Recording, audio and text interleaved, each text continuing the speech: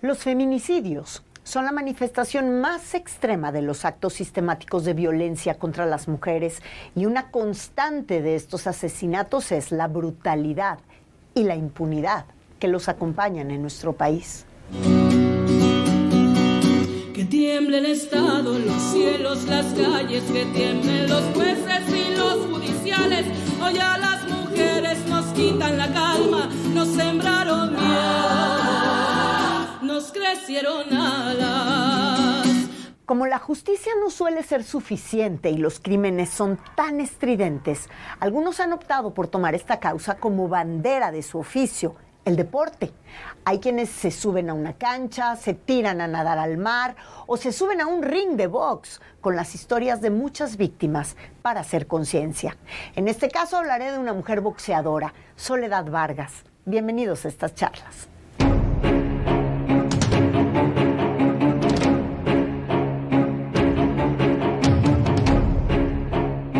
Según datos del Secretariado Ejecutivo del Sistema Nacional de Seguridad Pública, hasta julio de este 2023, el Estado de México es la entidad con mayor número de feminicidios en el país.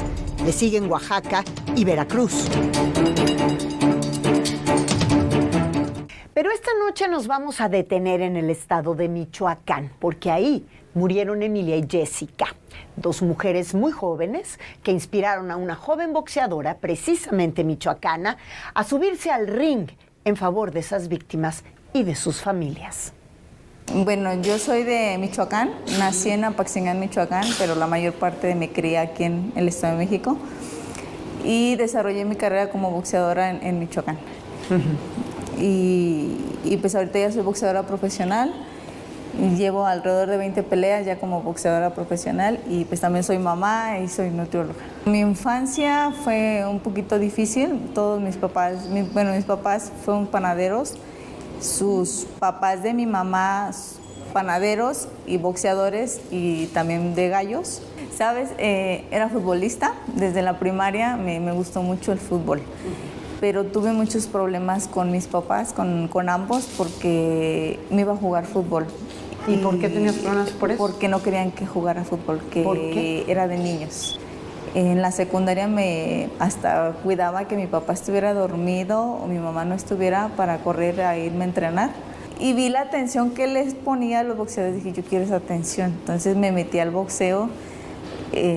O sea, ¿te metiste al boxeo para captar la atención de tus papás, de tu papá particularmente? Y lo obtuve. Lo obtuve cuando empecé a entrenar, hice mi primer pelea.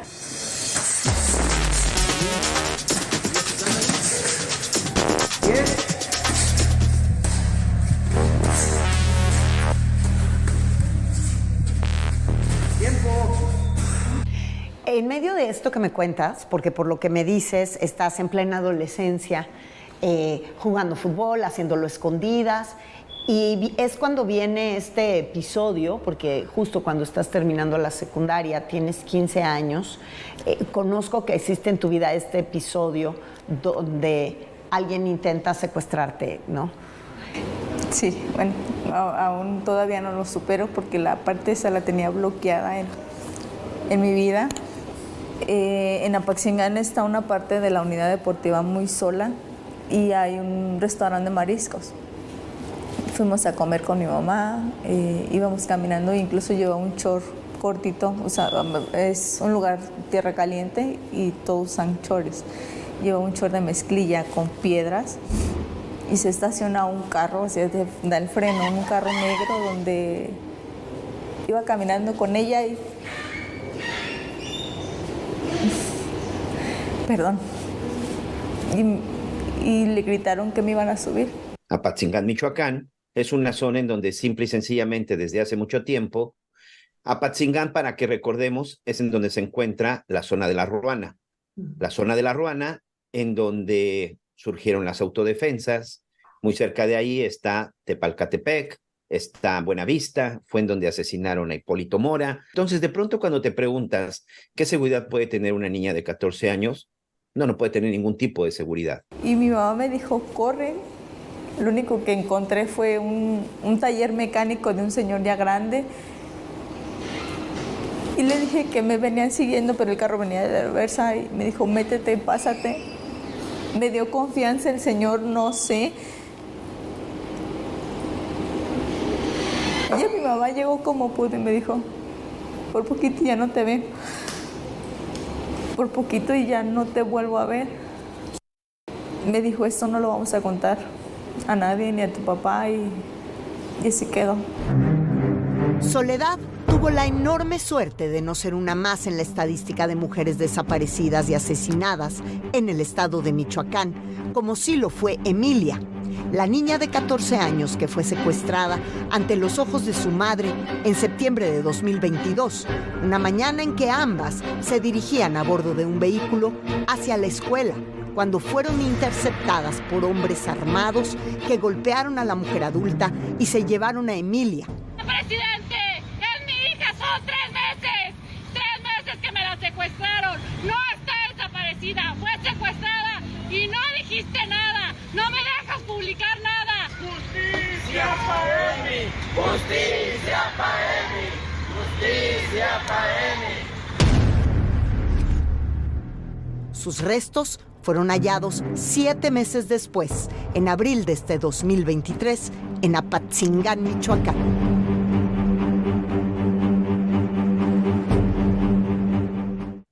Lamentablemente, una de las cosas que también existe en este país y del cual de pronto no se habla mucho es de esta trata de personas y también de muchas mujeres, de muchas de nuestras niñas que son secuestradas y que desaparecen y que son utilizadas como esclavas sexuales, ¿eh? De pronto que no nos sorprenda, hay muchas que son utilizadas como esclavas. El 35% de las personas que desaparecen en este país son mujeres. Hay niños, niñas, adolescentes que han desaparecido en México y muchos de ellos son precisamente para la trata de personas. Michoacán, Guerrero, Oaxaca, Chiapas, incluso la zona de Veracruz, en la zona de Tamaulipas y en la zona de del Estado de México es en donde más se ha dado el problema de la desaparición de mujeres y sobre todo de niñas y adolescentes. Sí, hay un serio problema de trata de personas y el crimen organizado también ha tenido que ver mucho con esto. La trata de personas en el mundo es el negocio que más dinero le sigue dejando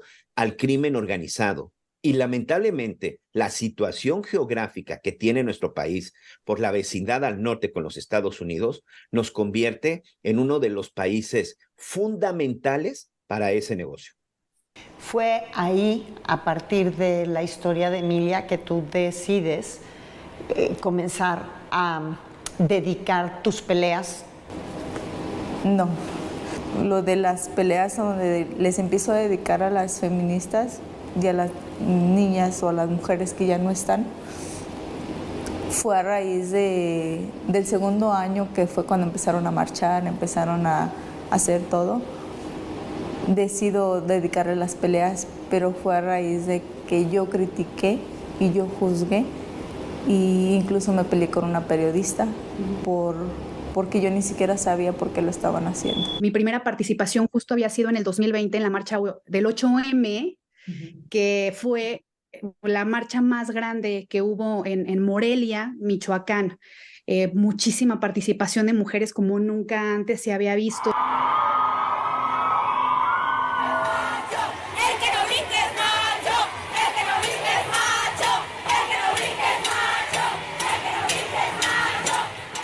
O sea, ¿no entendías el movimiento feminista o no coincidías con él, digamos? Las dos cosas. No entendía y no coincidía con esas dos partes. Si no mal recuerdo, fue una publicación que yo hice contando esta parte de mi experiencia y del dolor que se sentía y también de la implicación que conllevaba hacer este tipo de manifestación. Sole empieza a comentar.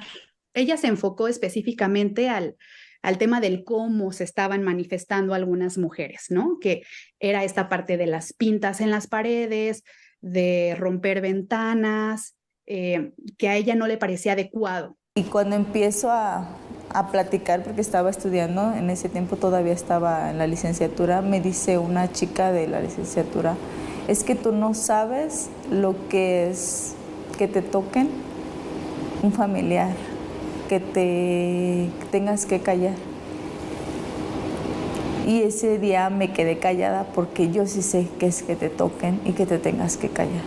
dije, yo tengo algo que hacer, tengo que pedirle disculpas a la periodista, tengo que hacer algo, un homenaje por las mujeres que ya no están. Tuve que tragar mis palabras y pedirle disculpas. Como que me escribió igual en el Messenger de Facebook como, Katy, ya entendí muchas cosas, te pido una disculpa por lo sucedido, tenías razón, no se compara ese tipo de manifestaciones con el dolor que puede llegar a sentir una familia por el asesinato de una mujer de su familia. Precisamente fui a Costa Rica con una campeona del mundo a ayudarle a hacer sparring y en un comentario dijo el entrenador, Yoka va a ponerle los nombres de las mujeres muertas en su guante, pero una cosita muy pequeña. Dije, no, yo quiero hacer algo más grande, yo quiero hacer algo por las mujeres, por lo menos las de Michoacán, en ese momento. Después me voy a lo más grande por una de cada estado. Una de las maestras que me daba en la licenciatura me dice, hay un mapa. Sí, claro. Existe un mapa donde vas a encontrar todo. El mapa que hace María Salguero. Así es. María Salguero Bañuelos, originaria de la Ciudad de México y egresada de Ingeniería en Geofísica del Instituto Politécnico Nacional, creó en 2016 el Mapa Nacional de Feminicidios. Se trata de una base de datos georreferenciada con los casos de las mujeres asesinadas en el país, que son 10 en promedio cada día. El mapa, que ha sido reconocido por la Organización de las Naciones Unidas, es de consulta pública y refleja el terrible panorama al que se enfrentan las mujeres mexicanas, que en muchos casos ni siquiera son identificadas.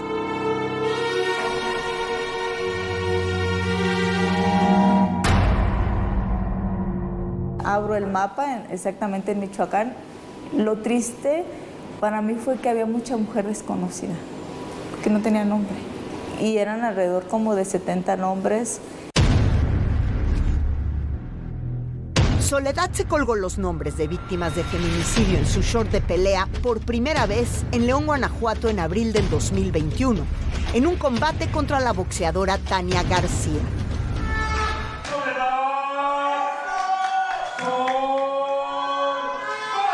Soledad Sol Vargas se lleva esta pelea estelar a 8 rounds aquí en la ciudad de León, Guanajuato. Señores, qué pelea nos regala.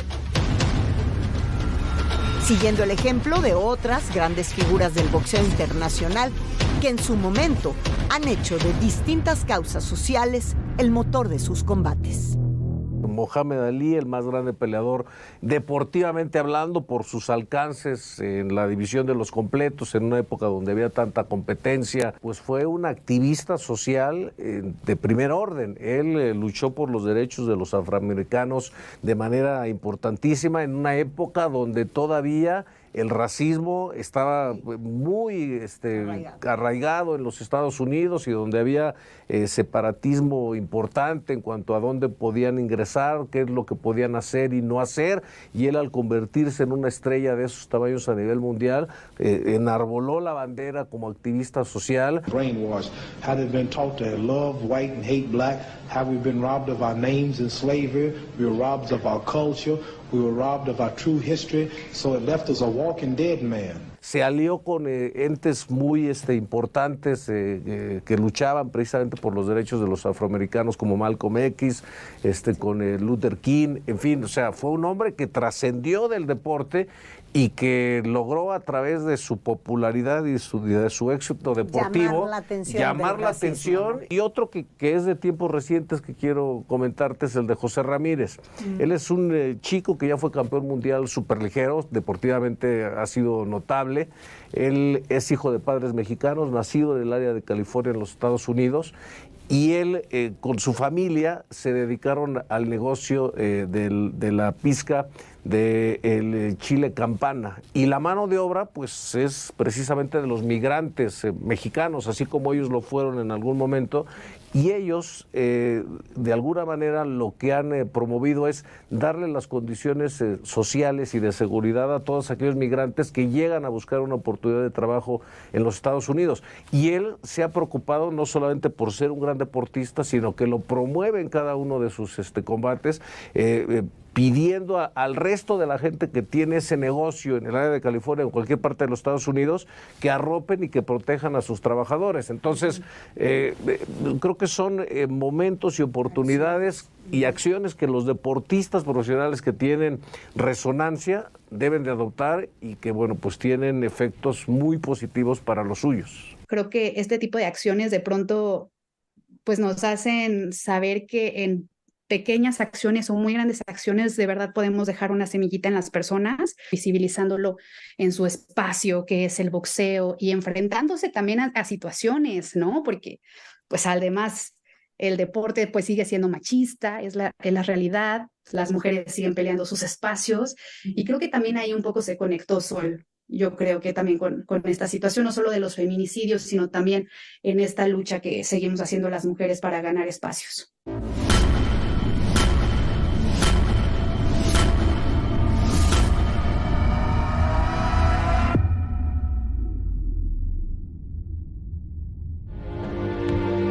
La primera vez que Soledad Vargas hizo un homenaje a víctimas de feminicidio arriba del ring, no trascendió gran cosa. La boxeadora tenía poca popularidad y pocos triunfos. Poco después se casó, se embarazó y puso en pausa su carrera deportiva, hasta que ocurrió el feminicidio de la niña Emilia, en Apatzingán, Michoacán. La boxeadora decidió ponerse en contacto con la familia de la víctima para pedirles autorización de portar el nombre de la niña en su ropa, en su regreso a los cuadriláteros el pasado 13 de junio del 2023.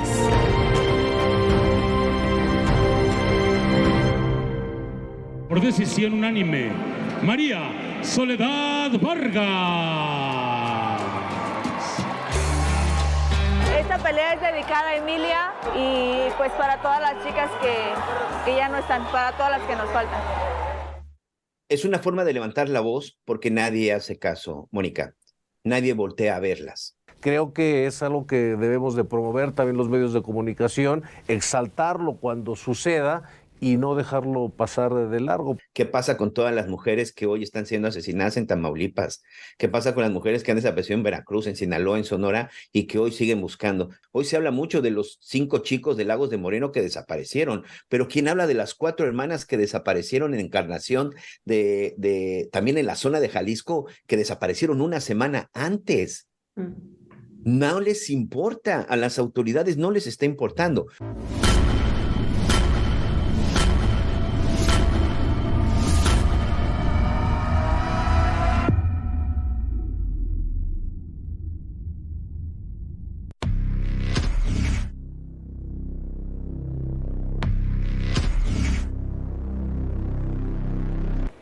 Alrededor de este caso, ¿qué pasa con las autoridades de Michoacán? Pues ahora sí que es una parte muy complicada el pedir que se haga justicia en Apatzingán, más que nada en Apatzingán o en Michoacán, porque mandan los casos sin resolver o se meten a un carpetazo. Que ese es el gran problema en el tema de los feminicidios. Por eso, solamente 1 de cada 5 feminicidios que se cometen en este país, solamente 1 terminan con una carpeta de investigación adecuada. Los demás terminan en las carpetas de los homicidios dolosos y las sanciones son mínimas o terminan finalmente siendo exonerados, exculpados o al final terminan vinculándolos con otro tipo de delitos. Por eso, porque existe una mala integración. Cuando me informaron de esta oportunidad que tenía de platicar contigo, me puse a revisar unas cifras. Junio del 2023, por ejemplo, es el mes que ha presentado el mayor número de feminicidios en lo que va de este año, con un poco más de 80. Estamos hablando que se cometieron alrededor de 3 feminicidios al día. Julio cerró con un poco más de 70, que estamos hablando de 2.5. Cifras oficiales, cifras del Secretariado Ejecutivo de Seguridad Nacional. ¿Qué significa? Que en realidad fueron más de 300 o de 350. Y te estoy dando estas cifras para decirte qué sucede en Michoacán. En Michoacán se han cometido en lo que va del año alrededor de 80. Entonces, al momento de revisar las cifras son preocupantes y alarmantes en el estado de Michoacán, pero se concentra solamente en estos lugares, en Apatzingán, en La Ruana, en Tepacaltepec. Es decir, está focalizado en esas zonas en donde el crimen organizado tiene el control.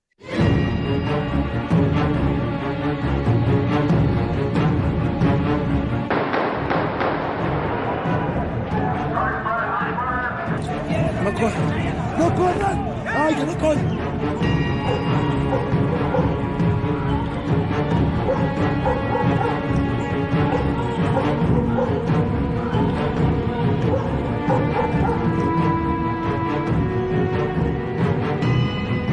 Pues lo más fuerte, lo más difícil fue que cuando le entregó la parte del short a su papá, me dice, yo hubiera querido que me entregaras a mi hija, no un homenaje.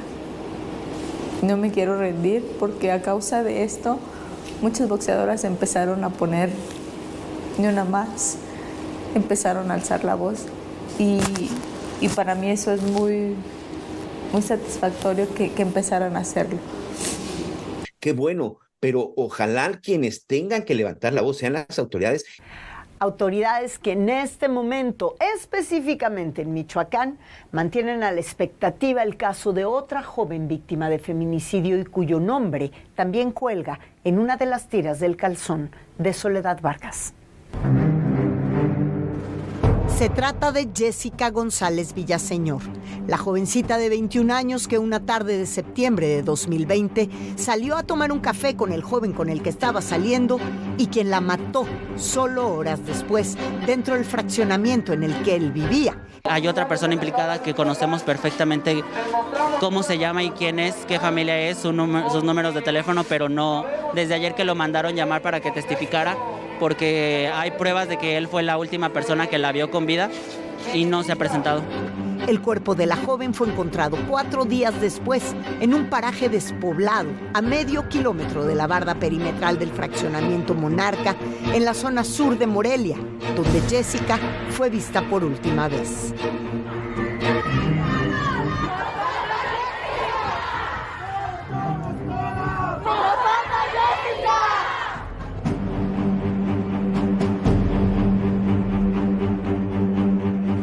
¿Quién te dio la noticia que tu hija había muerto? Mi esposo se fue con las camionetas en cuanto supieron que habían encontrado el cuerpo, pero yo estaba con mis 2 hijos, ellos me tenían de la mano y la fiscal fue la que me dijo que habían encontrado el cuerpo sin vida de Jessie.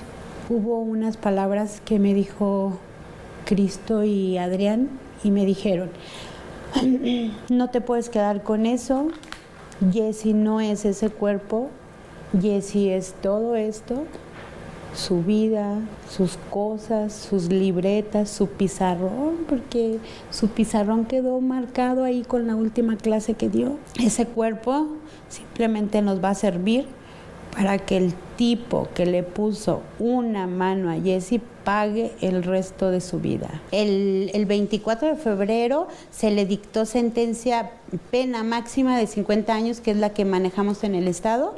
Que no son los 50 años, o sea, es la pena ejemplar, que era lo que exigimos desde un inicio, ¿no? Y pues nada más decirles que gracias, porque pues todo esto fue un logro de todos, ¿no? Hasta de estas niñas que gritan, que nos apoyaron.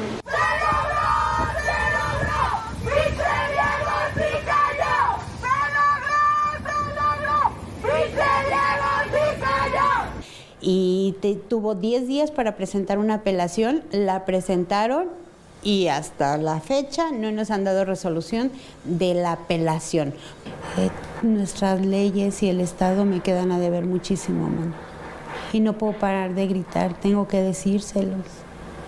Entonces, por eso, aunque ya tengamos una sentencia, no puedo parar de demostrarles lo mucho que me están quedando a deber, porque ni siquiera hay justicia, mano. No es justo que a Jessy no le dieron un segundo para defenderse, que este tipo le quitó la vida y que ahorita ya vamos a cumplir 3 años y todavía tenga todos los beneficios para seguirse defendiendo. Esas son leyes que me protegen a mí, esas son leyes que protegieron a mi hija, esas son leyes que lo están protegiendo a él. El asesino de tu hija está detenido, está sentenciado, tiene 50 años de sentencia, pero para ti no es suficiente. El caso de tu hija, que es desafortunadamente uno de los casos más emblemáticos contemporáneos en el estado de Michoacán, habla de una red de protección y una red de colusión y una red de encubrimiento para el asesino en su momento. Y tú lo que estás peleando, según entiendo, es quieres que se castigue también a todos los que estaban involucrados.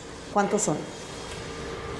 Son 2 amigos, una amiga y sobre todo su familia, ¿no? Que no puedo creer que la mamá, en lugar de haberlo llevado a la fiscalía para poder haber encontrado yo a Jessy, lo único que vino a su mente fue de qué manera puedo comprar los boletos para sacarlo del país o cuántos abogados puedo contratar para que mi hijo ni siquiera esté apareciendo en esto, ¿no? Si yo duré 5 días para encontrar el cuerpo de mi hija y fueron tantas personas las que sabían dónde estaba el cuerpo de mi hija y ni siquiera me dieron la oportunidad de no estar llorando en una fiscalía para poderla encontrar y que todas esas personas no tengan un castigo.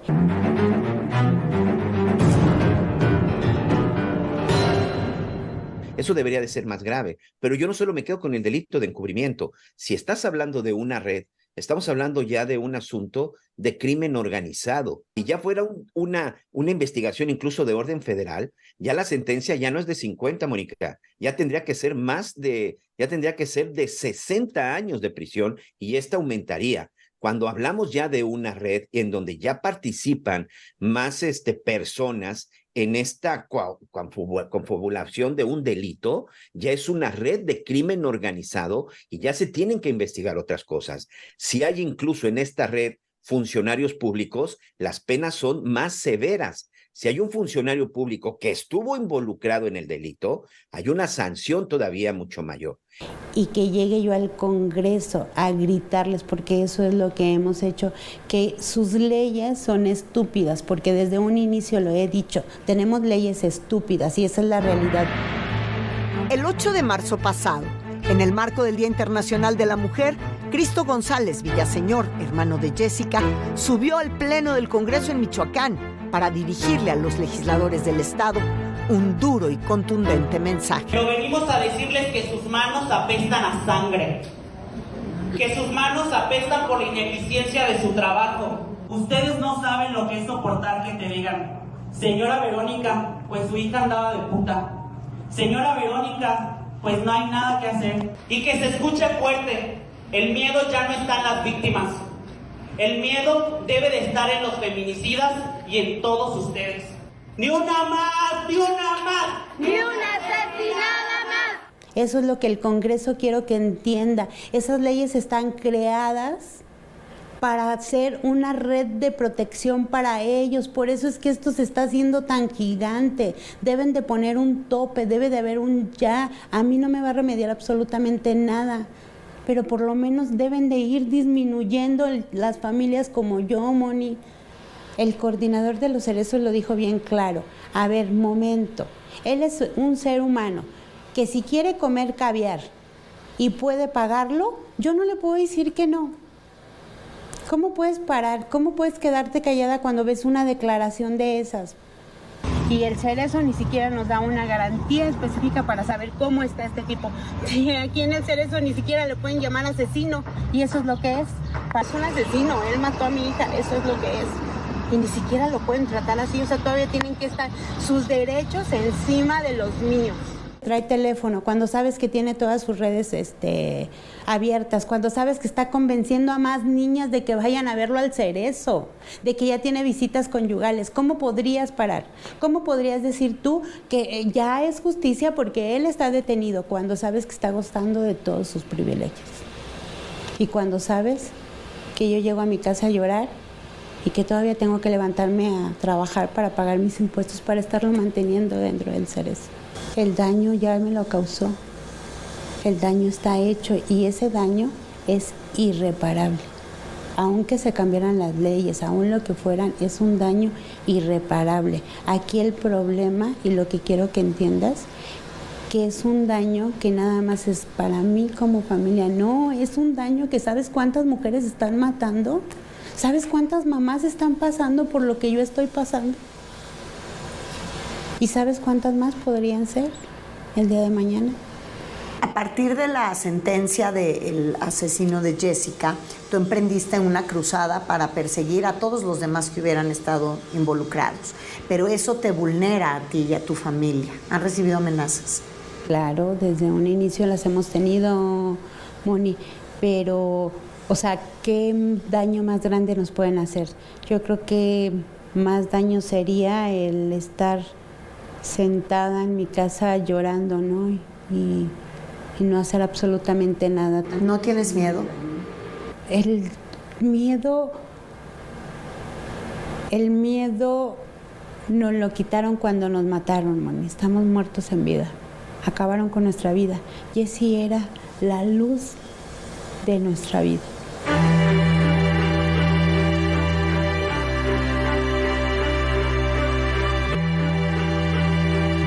Hoy nos falta Jessica, pero estamos juntas. No nos vamos a cansar de exigir justicia.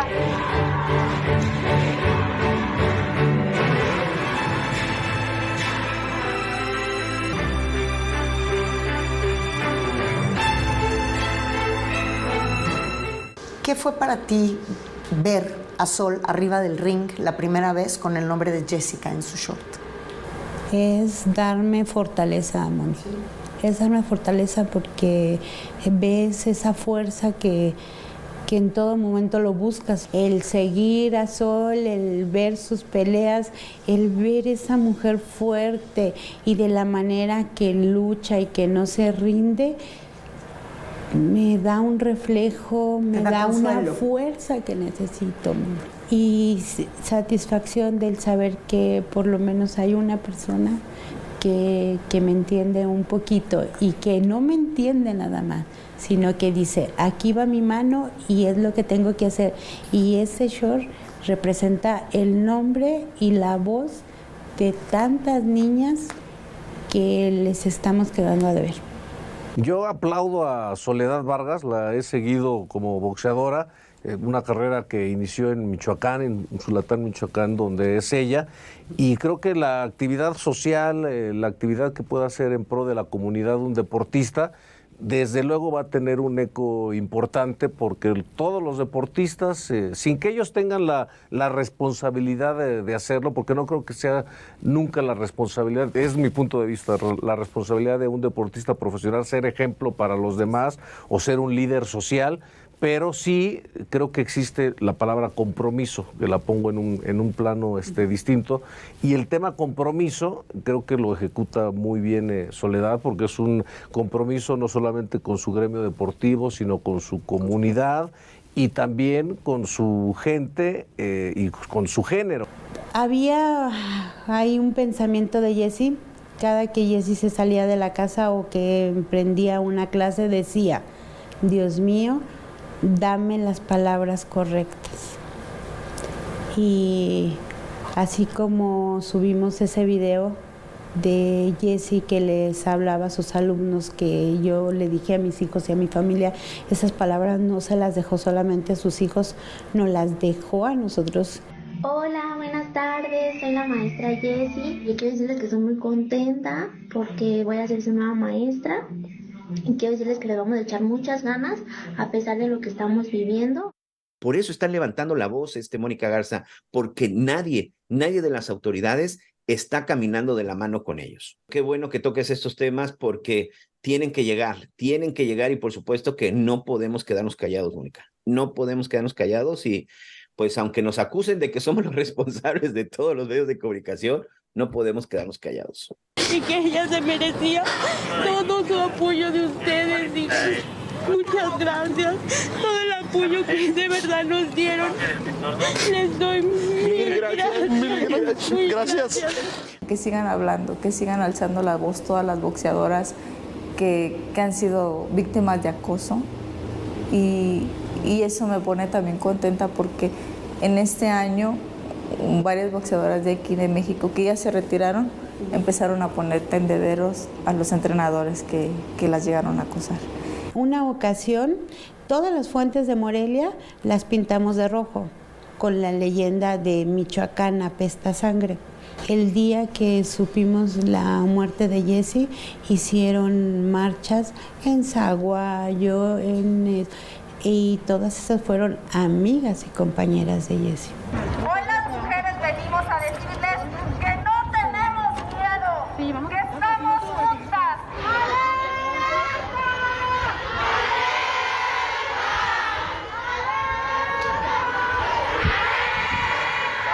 No va a haber tope para parar, pero sé que tengo que parar en un momento porque tengo que encauzar la vida de mis otros 2 hijos. Pero también sé que van a seguir sabiendo de nosotros como familia, porque son 3 años y ni siquiera les cae el 20.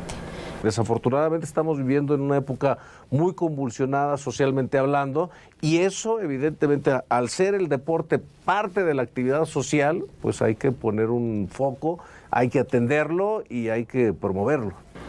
Verónica, te agradezco muchísimo que hayas querido venir a platicar aquí.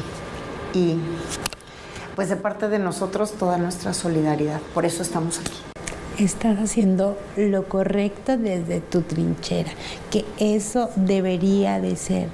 En el Congreso estas sesiones teníamos la mayoría de mujeres, y quiero que esas mujeres entiendan que no podemos permitir que sigan dañando a nuestras hijas.